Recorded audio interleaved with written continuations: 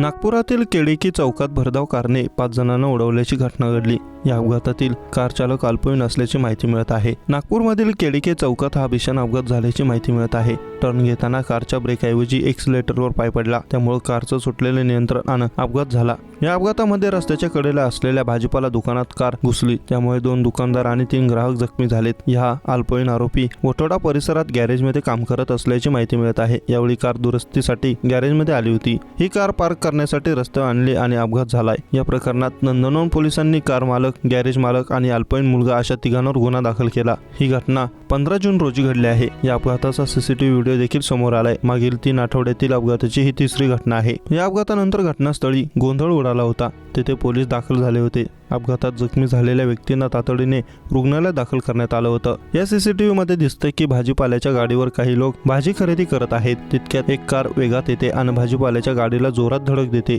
ही CCTV केडिके college चौकातील आहे। आता या अपघात प्रकरणी गुन्हा दाखल करण्यात आला आहे। पुण्यानंतर नागपुरातून देखील मोठ्या प्रमाणावर हिट अँड रनच्या घटना समोर आलेल्या आहेत।